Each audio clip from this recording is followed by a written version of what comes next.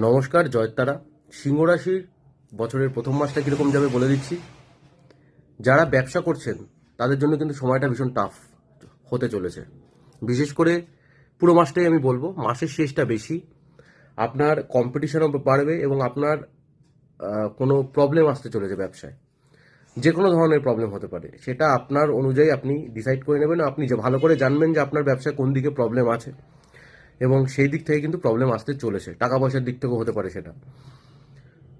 যারা চাকরি করছেন সেখানেও প্রেশার থাকবে।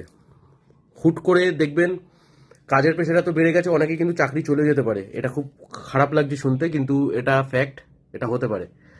শরীরের মোটের ওপরে আপনার শরীর ভালো থাকলেও আপনার বাবা মার শরীর, যে কোনো একজনের শরীর ভোগাবে বা দুজনের শরীরই ভোগাতে পারে। প্রেমের সম্পর্ক খুব একটা ভালো দেখছি না। প্রেমের সম্পর্কে আহ, তাদের বাড়ি আপনার উপরে কোনো প্রভাব ফেলতে পারে বা নেগেটিভ প্রভাব ফেলতে পারে বা ঝামেলাও হতে পারে। আপনি যার সাথে প্রেম করছেন তাদের বাড়ির কারোর সাথে।